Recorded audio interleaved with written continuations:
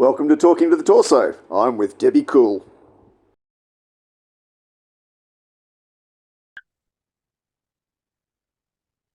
The thing is, I knew that it should say that, and I can hear that it's being recorded as well. Right, Dale, do tell people what you just did.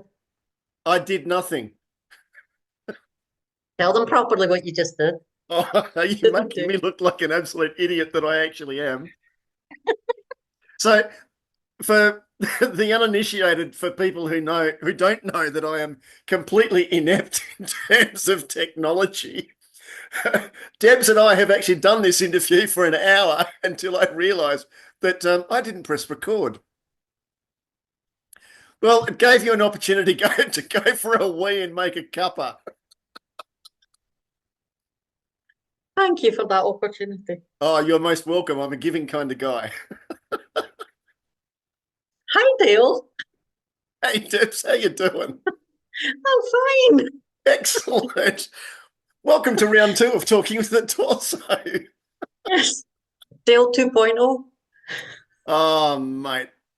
This is not my strongest suit, and I don't know why I even decided to do this because it was fraught with disaster right from the word go.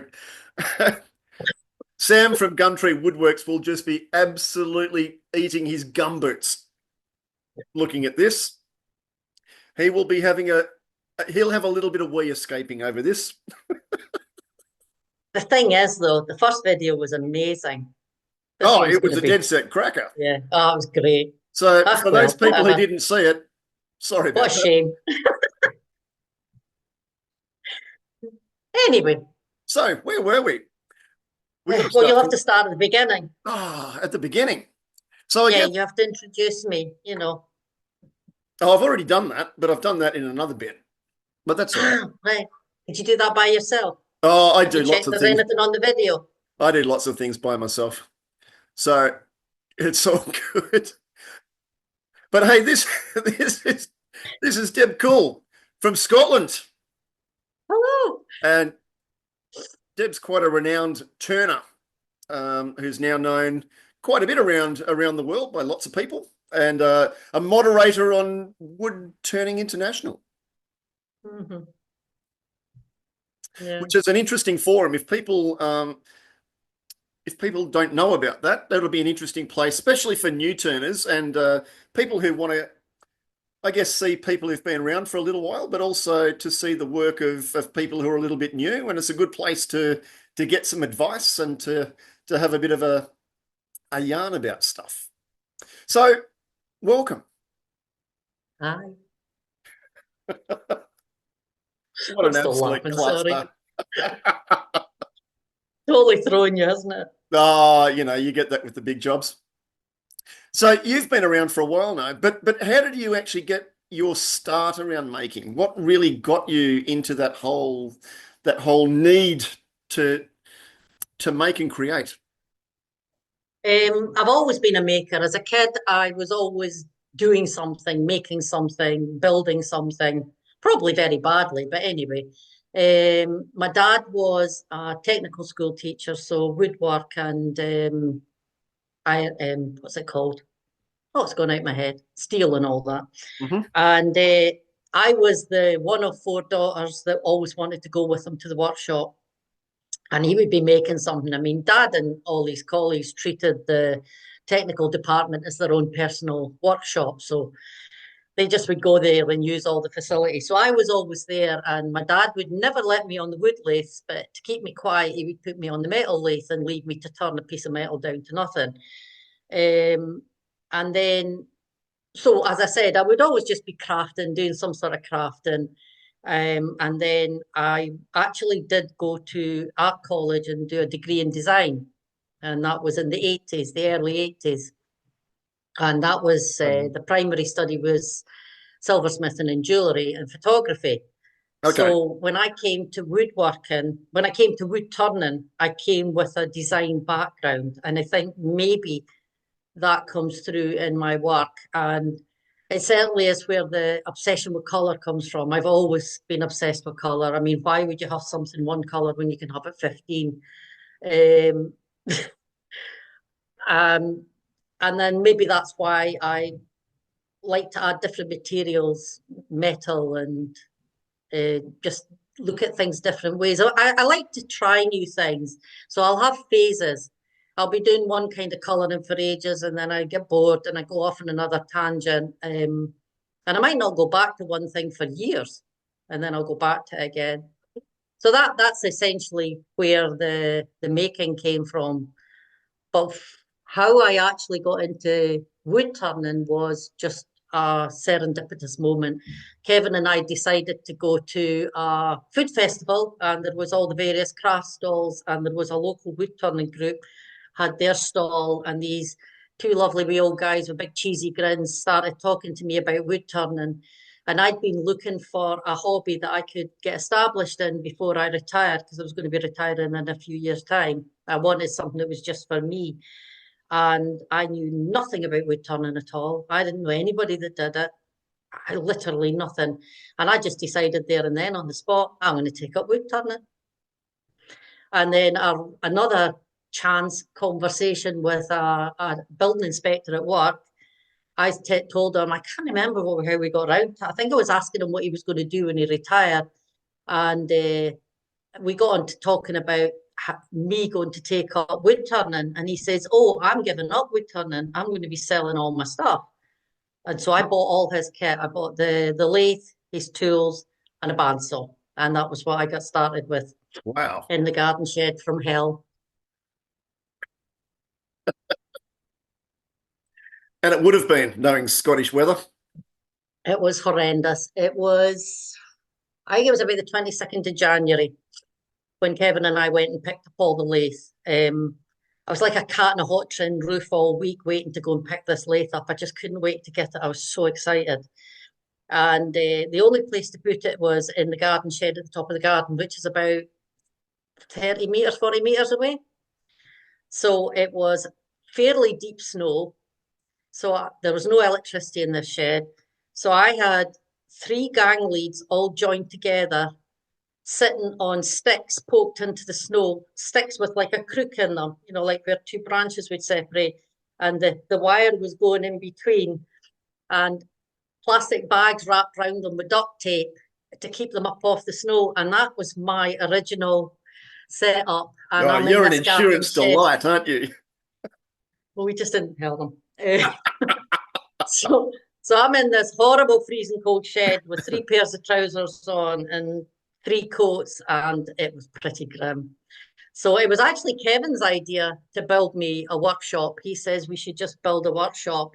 I probably would have, I don't know, maybe bought another shed or something. So we built a workshop, and it's quite a good size. I mean, it's probably tiny compared to yours. I think it's about 22 square meters inside. Yep, but that's good size. It's fine for me. It's insulated, it's got heating, it's got lighting, and it's got water. And I'm a happy bunny. So it's great. There's always somewhere, because like you say, in Scotland, it's not so much snow and it's mostly wet. So, and I taught Kevin how to wood turn, my partner. So it's quite nice. We'll go out at the weekend and it's just horrible weather outside, and you just lose yourself in the shed, just companionably doing something together. It's nice. So if you just decided to do that completely random on a whim, Yep. how did you learn?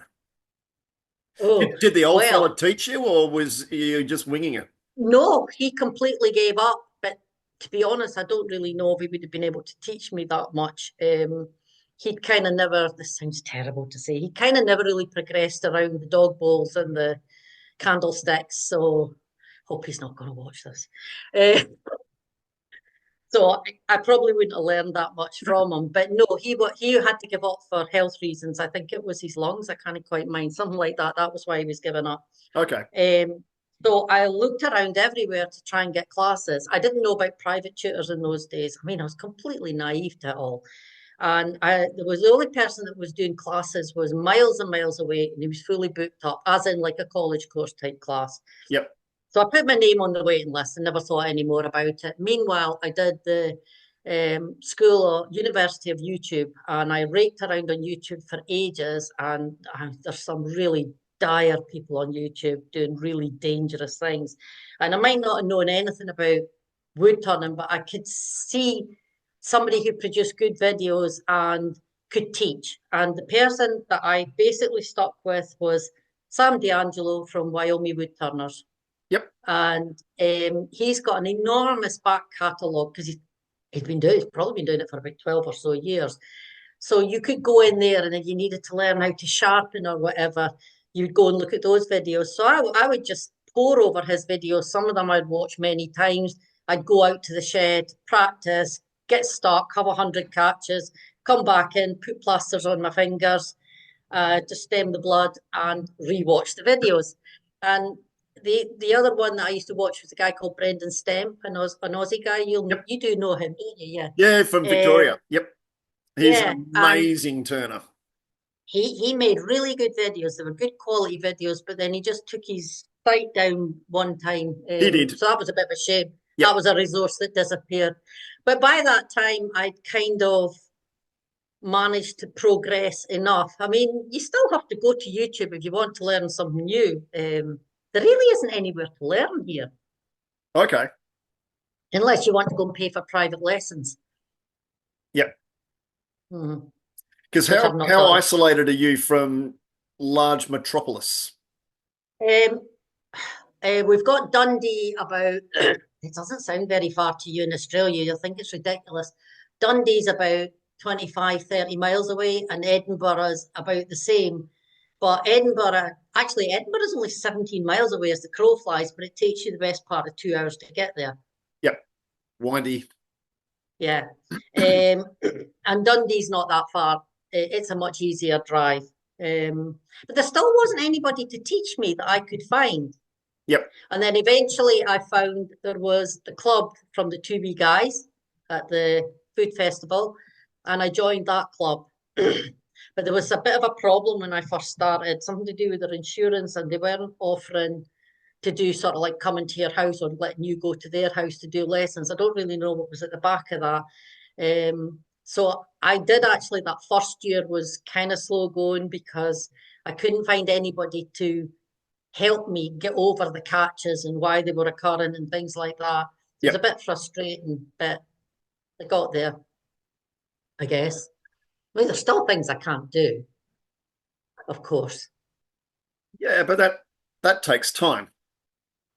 Or interest. You have to be interested in that. Well, there's I mean, that I have too. tried. I thought holoforms would be quite good as a sort of canvas for me doing the colouring on. But after I'd made 2 or 3 holoforms, I decided that that's not for me. You end up screaming sore. I don't know how people do it. Screaming sore, and that stopping every 30 seconds to take stuff out. No, not for me. It is a pain.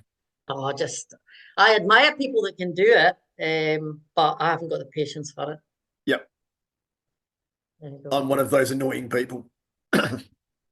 Well, you do holoforms. I've never seen you do holoforms. Yeah, I do a lot of but a lot of the holoforms that I do, I don't put up on right, because on they're social media because they're more yeah. personal things for families and whatever else. And I don't Absolutely. post any of those. Well, very rarely unless they want me to.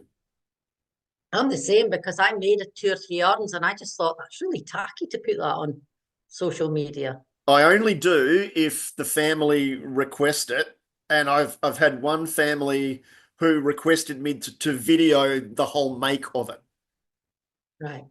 And that was for other parts of the family, so they had a record of whoever was going to live in there for however long. Okay. So yeah, it's a bit morbid, but yeah, there are certain things that don't float your boat. I'm not a big form of off-centered stuff. No, I'm not either. One of my friends is incredibly good at it, and she's done a few courses, and she was just recently at Escalon in France. You know, that's that big. I don't know if you're aware of it, but it's got an incredibly good reputation. This particular wood turning school in France, and she did the wood turning course there, and she's also been on the wood turning cruises. She fairly puts herself around on different courses. Yep. So she's done quite a lot, and she's incredibly talented at it. But it's not really my thing. But I can totally appreciate how good she is at it. there are things that I find very, very skillful that don't necessarily float my boat around form. That's where I am with it. Hmm. And I think that was one of the things that attracted me to a lot of the stuff that you were doing is regardless of the color or the pyrography or whatever else, the basic canvas that you've got is really nice form. Thank you. And I'm wondering if that goes back to your design days of uni and all of that sort of stuff. It definitely does. It definitely jars my visual side when I see something and it's got flats or two flats, or it's just like, I just think, why can you not just cut a little bit more off and just make it look nice? I don't know. But what I don't understand is, can they not see it, or are they scared to go through the bottom, or what is it? Why can they not just make a nice curve? But I I don't think that's a really understand. interesting notion though around the way that different people's brain works. Hmm.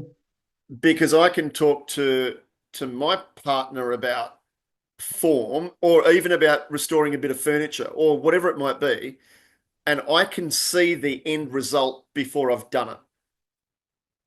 And Right, she's yeah. got no Hmm. idea. She just does not have that capacity to be able to see the end result because I don't Hmm. plan anything either, generally. I mean, unless I'm doing Yeah. stuff that's really, really technical or it's got to be of a certain volume or whatever, I generally don't plan because it's already planned. Hmm. Hmm. I can see right from that block of wood what that's going to be. And it would really only be if there was something in the wood itself that is precluding me from doing something or that it's showing something better. Just reminded me of something from my art college days.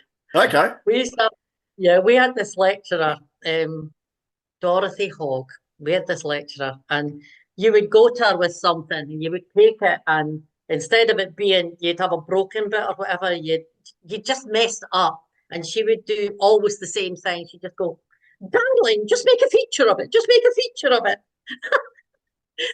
And as a sort of 20-year-old, it's just like, what does she mean?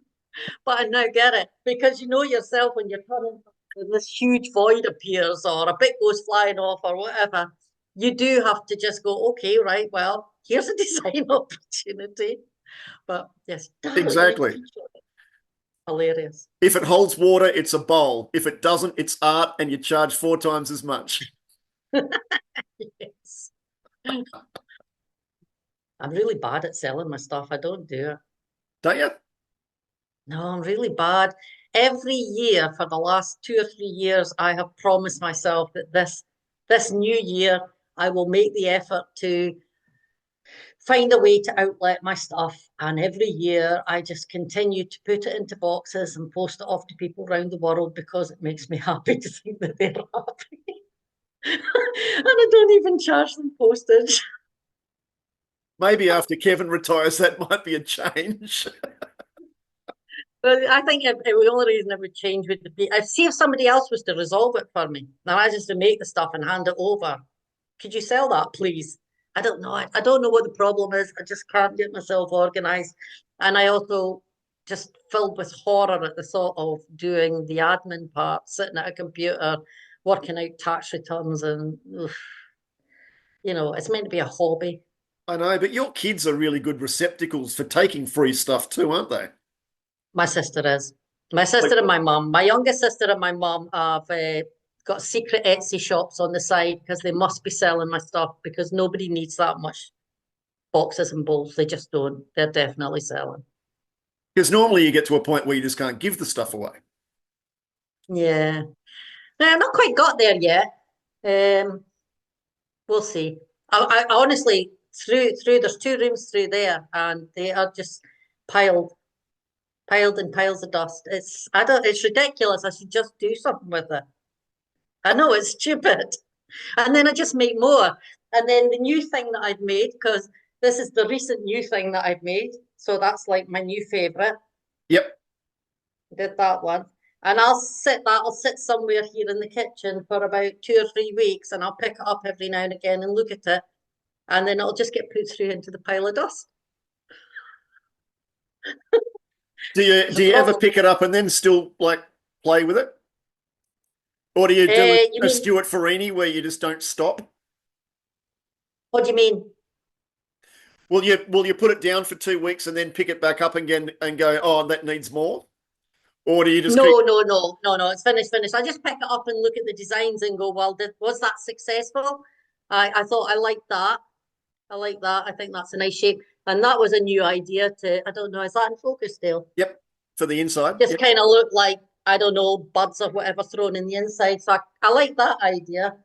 So I think maybe they're my sketchbook, all the other stuff. Because sometimes I'll go into the workshop and go, what was that thing that I did? And I've got to come back down to the house and rake through the piles and go, right, okay, yeah, that was that. And I go way back out and do a version or a refinement of that. But just constantly modulating an idea, refining it, moving forward with it.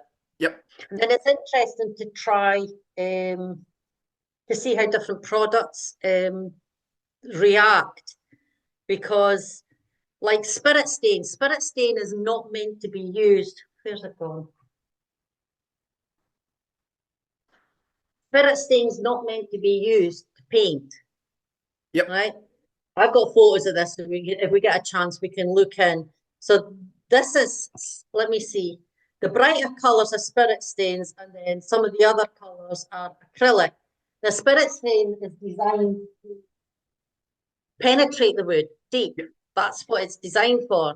So to be able to use spirit stain as a paint, you have to kind of develop a method or a technique.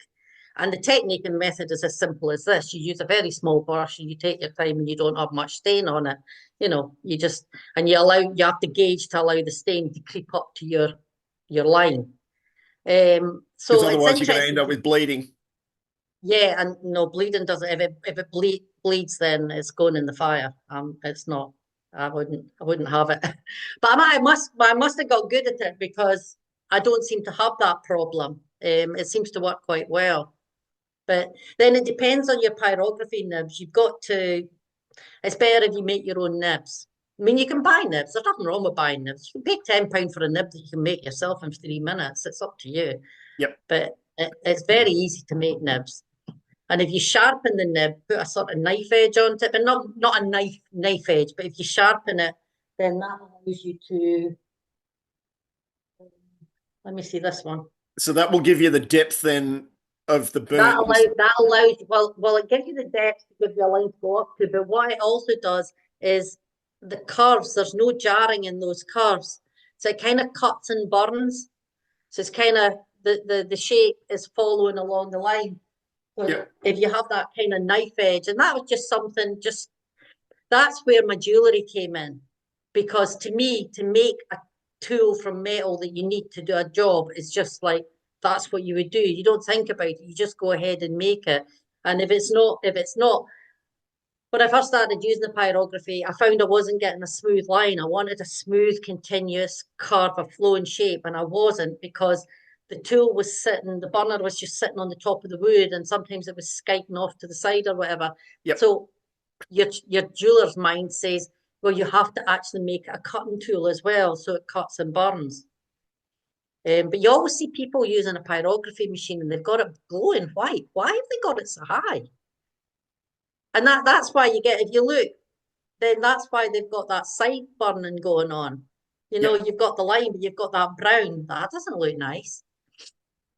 So it's just a case of learning how to use the And tools. it's different strokes for different folks in terms of what they like too, I guess. And it maybe that's also a little bit also on the timber, because you also don't necessarily have really rock hard timbers in the UK, do you? I don't think so. Oak is hard-ish, but yeah, but it's not that far up on the scale when you look at on the Jenke scale, it's woods. it's not at all. Yeah, I mean, some of the woods are like horse chestnuts, incredibly soft. You've got to have your nib quite low. And Yep. then holly works really well for pyrography, holly and sycamore. But yeah, it just depends. But I'll use any old wood. If it works, it works. If it doesn't, it doesn't. But And I I don't guess paper mold. sometimes for those types of things, particularly when you really wanted to play with color, sometimes the more boring the timber, the better. Yeah, everybody uses sycamore, but you don't need to. You can get a really nice effect with other woods, but if you're putting like spirit stains on top of a wood that's got a background color, then you won't get the color that's in the bottle, Yeah. but you can still get a really nice effect. hmm Yep. hmm I quite often use sapele. Sapele is really nice to work with the pyrography and the paint and Okay. the spirit stain. But Yep. yeah, whether I think maybe they see the professionals demonstrating and they always have a bit of sycamore, don't they? Well, So, well, the depends on sycamore what in this depends on where you are. sycamore in this yeah, this sycamore in this country is very pale as Yep. opposed to sycamore in America. Believe it or not, that's sycamore. That's very pale. Uh, Depends on the mood. Depends what you want to do. Your mood. I But I have think pieces that that's sit certainly something that you're really becoming renowned for in terms of having created your own style. right. Okay, ta. And I think that, like, if I sat there and looked at your work sitting next door to a number of other people's work, I'd be able to identify what's your work. Well, that's good, I suppose. Well, no, I think it's fantastic. And I think that's for people who've been around for a little while, then you do start to learn and to create your own style of what you do and what you enjoy doing. And I think Mhm. that's a really interesting thing. Um, and because how long have you really been turning for now? Because we didn't actually talk about that. Oh, I started in 2018. That was when the lathe got put in the garden shed. Okay, so six, And 7 years. I had a year and a half off. I retired a year and a half ago, and my health wasn't very well, and I kind of just needed to recover. So I didn't hardly went into the workshop at all. So I think we could just discount a year and a half. But I would say the first 2 years there was a lot of heavy concentration going on about tool presentation and all that sort of stuff. And then one day you just realize that you just turned something and you didn't get catch. And you didn't really think about the tool presentation, and all went really quite well. And it only took an hour instead of 2 days. And it just suddenly starts to click. But All it, that it muscle probably memory would have kicked in. clicked. Yeah, that too. But I think it would have been, I think I would have gotten quicker if I'd had lessons. Um, but I couldn't find lessons at that time. But and then we went into COVID not long after I started as well, and so we were all in a black hole of nothing much happening. So Yes.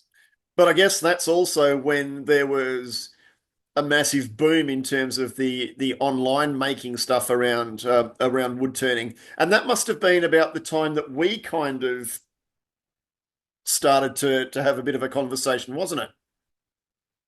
yeah, it must have been round about COVID or maybe just starting to come out of COVID. It was when I made that wash hand basin because I didn't know what I was doing. A friend, I was making the tea. The tea's the evening meal in Scotland. I was making the tea, and a knock came to the door, and it was a guy from my club, and he says, "I've got something for you." And we walked up to his car, and he opened the boot, and there was an enormous elm bar and a smaller elm bar. Yeah. And I says, "Oh, if you brought me a little bit of bar, I mean, it's still a big bit." And he goes, "No, they're both for you." And I mean, this big bit was massive, absolutely massive. And so I'd always wanted to make a wash hand basin, and I'd not long got my new lathe, which is a big Axminster trade lathe. So I had the capacity, but I'd never had a piece of wood big enough. So I decided, since I'd been kindly gifted for free, so, I mean, elm bar's quite a treat to get. And it's not that easy to get hold of. It's getting harder to get hold of now because there's hardly any elm trees left. Because you know where And they all are now? where? in Tasmania and Victoria here in Australia. Do you know that even though my artist name, let's call it my artist name, is Badly Behaved Elm, Yeah. I have never ever seen a live elm tree. I think that's sad. Because it's really, really weird because English elm was brought into Tasmania in the very early 1800s as property divides and windbreaks. So Really? we don't have Dutch elm disease. So they're now Wow, that's great. propagating English elms to now try to replant into the UK from stock that comes That would from be good. Tassie and Victoria to try and create a resistant strain that will be able to be replanted back into the UK. Wow, I didn't know that. That's Yeah, interesting. I'll maybe get to see an elm before I die then. because I've probably seen a lot more elm and turned a lot more elm than you have. Maybe. I do have a lot of elm though. I've got at the back of my workshop, I've got a pile of elm burr that's about between 2 and 3 meters long. And it's, you know, the very first cut that you would take off a trunk when you're taking Yep. Going through a sawmill. Yep. I've got a friend who's a sawyer, and he just says, "I've got some elm burr for you." And I went up, and I came away with a huge trailer full. So it's all just sitting there. I need to get it out this summer. He gave it to me last year, and I wasn't really in the right frame of mind to deal with it. But I need to get it out and process it and give some to friends and things like that. But yeah, so I've got loads. That's nice stuff. Anyway, back to the washhand basin. How we Washhand met. basin. Sorry, I digress. Washhand basin. Yeah, we did digress. How we met was I had posted some pictures on Instagram of this elm bar, and by that point, I had actually managed to turn it. It was a turn bowl. And there were huge voids, which I was filling with milliput because obviously it has to hold water. And I realized because you get these very fine voids that I was going to have to cover it with something like a resin. And I knew nothing about resin. And then as I started to investigate resin, I found out that I was going to have to make some sort of way of slowing my lathe down because it only went to 50 RPM and it needed to go slower. And you and Zenek and a guy called Kevin reached out to me. And between the three of you messaging back and forth on Instagram, we basically came up with a system. Oh, I've got a story to tell you. Right. So it took me, I think it was 3 weekends to make this jig. I made so many iterations of this jig. Honestly, so many iterations. And the idea was that it would fit, you know, at the back side of my headstock, they would fit on that. And the way that the Aspens are laced on, there's the motor is there. So I thought if I could get something where we motor that would turn at 10 or 11 RPM, Yep. and it would then just jam itself in position. So then that would just turn the spindle on the lathe. That was the plan. Many, many iterations of this. When I look at it now, I realize it's unnecessarily complicated, and I don't know why it's in 3 parts. It really could have just been in 2. So anyway, I did it. I got it set up. It was working, and I put the first coat of resin on. And then I was over at the art corner just diddling about with something, I don't know, painting something or whatever. And you know that noise that your lathe makes when it's going round? You just get that sort of tick, tick, Tick, tick, tick, with yep. the chuck going round. And I just became aware that it stopped. And I turned around and looked, and it had stopped. It wasn't the jig had failed. And I went and looked at it, and I could see that it was slipping, and it wasn't. And it's like, what do I do? Because this stuff then is Going to start to it's run. only been on 20 minutes, very, very fluid. It's going to start sloughing off. So I ran into the house and I says, Kevin, you need to come right now. You need to help me. So he comes up to the workshop and he's standing there manually turning the lathe like that while I frantically try and fix this jig. Managed to get it working again, but I had that problem twice. Twice it failed on me. But then the other thing that happened was when it was all done and it was finished, I had it finished and my daughter came and I was dead proud. But I could see beside the plug hole there was a little bit of delamination, and I was in that zone of I'm going to forget. I'm just ignoring this. It's not there. I'll just ignore it. And my daughter was over and she picked it up and looked at me and she goes, "What's those little bits there?" And that was it. So I had to take it all off, So I took all of that off and did a little bit more research. And as Kevin had said to me, different Kevin, Woodturner Kevin, he'd said, put a first coat on that's diluted by 10% with denatured alcohol or something, Yeah. so as it penetrates To run the wood. it, yeah, to run it down. Yeah. Yeah. So I did that. So I actually did get coated twice. But you know what? It's still in the bathroom. It doesn't leak, and it's still as pretty as the day I fitted it. It's never changed. So But that's it awesome, was a though. long project. That's awesome, though, and I reckon that's fabulous. So But that I was guess how we met, it because was. you reached out to me. But I guess that's also like if you've been around the traps for a little while and you know stuff, don't be a gatekeeper of the knowledge. Some Because people love to do that. when I grew up, there were so many of these old bastards who wouldn't actually tell you anything. And you'd need to either, sit down and feed them full of, bloody Cascade beer until they'd actually start talking, or you just have to keep on annoying them until they relented. But yeah, and it's that last 10% or 15% of the knowledge so important. I mean, a lot of people can learn from the internet, and they can learn the basic mechanics if they find the right people to watch. But Yeah. that last 15% or 10%, you've almost got to do hands-on, because there are all these little tricks and things like that if you don't know, you don't know. No, totally. Yeah. Definitely, if you're a new turner, if you can get lessons, get lessons. Well, I totally agree with that. I know that I would have gotten faster if I'd taken lessons. Yep. And if you're going to a wood turning club, find that grumpiest old bastard in the corner that nobody wants to play with and latch hold of him, because he will be the guy who will have all of this knowledge, and he doesn't spout about how good he is. There is though, there is always a few people in the club that are really quiet and nobody realizes what a fascinating life they've had, and all. Yep. You just, because you kind of forget that retired people were actually not retired at one point, and they were forensic scientists and all sorts of stuff like that. Things you'd never think about. They weren't always just that person. It's interesting though. Your mindset changes when you just meet a bunch of older folk. Oh, look at Crazy me, I'm stuff, an isn't old it? folk too. No. Now, we've I got just the option here. We've been going for nearly 40 minutes, and I did record this one. I know I'm aware of you recording it because it still says it's been recorded. I know, because I've double checked again. I want you a wee bit paranoid with it. You're a wee bit paranoid. Oh, you reckon? Well, I tell you what, I know what you're going to say, so you say it and I'll try and set this up. Okay? So we've got a You're minute left, supposed to so be we can talking.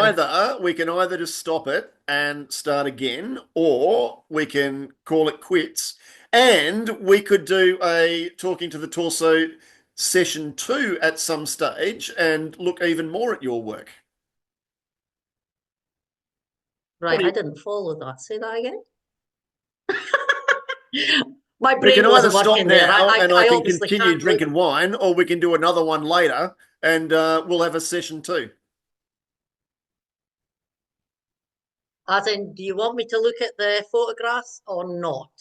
You How decide. about, It's your call. because I reckon people are going to be really interested in what you're doing. How about we do a version 2 in a little while, like in a couple of weeks or something like that, and we can really work through some of the nitty-gritty of the stuff that you've got, because I think that we need to do that stuff justice. Oh, okay, that's not a bad idea because it will allow me to get. Well, the Torso's technology strikes again. I'm so blessed with my ability around this, aren't I? Yes, it's a special skills, Dale. Uh, I'm sure you'll get better.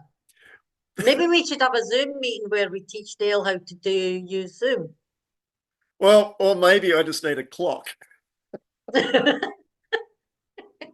Anyway, you asked me a question. Do ask it again. I did. I asked you, should we stop now As in that last video bit, which was just what people have been watching, because this is now the same thing. No, this is 7 days later. He's lying. Oh no, I've had a shave. I hadn't had a shave yesterday when we did our practice, remember? Yeah, you've no excuses. This isn't your fifth go. Don't play nice. Anyway, But yeah, yes, yeah. so should we go and do a version 2 in a couple of weeks and record some other stuff? And that way we can do a bit of a deep down drill into some of your photos, because you've got some really interesting sort of carving stuff that I want to have a look at as well, just around all the technical stuff, because you've got some amazing boxes, but some of your coloring stuff, I mean, we haven't really looked at much of an example of that. And I think to do that justice, it might be worthwhile potentially getting together for, another half an hour or so at some stage, if people would be interested. And if they're not, well, who cares? Because we're still having a yarn. No, that's a good idea, Dale. If we do it in like a couple of weeks or a week, whenever you decide, what I will do is I will actually look through, because I was trying to find pictures this morning and I think they must be on my phone because I can't find them on the laptop. Because I know I have process shots for some of the stuff, and I often think the process shots, people like to see them. So Yep. if I've got a little bit of time, I could set up, say, 10 pieces, including the infamous wash and basin and the jig that failed. I will find those photographs, and we can have a look at it. And I'll also get a webcam that works, Well, because that was my fault. in terms of the cluster, yours Yeah, was fairly minimal. yeah. All right, So mate. it would have been better if it had worked. Hey, I Anyway, really, yes, really let's do appreciate. that. I really hope. Yeah, I really appreciate your time, and I hope you've enjoyed having a bit of a yarn. Yes, it was great. It was especially good. We did it twice just in case we didn't do it properly first Oh, the time. first one was just a practice run, wasn't it? It All was right, maybe the Debs, best one. thank you very much, What if it was the and best I one? really appreciate your time, and we'll catch up soon, eh? Okay, bye All right, Dale. See you in a couple of weeks. see you later.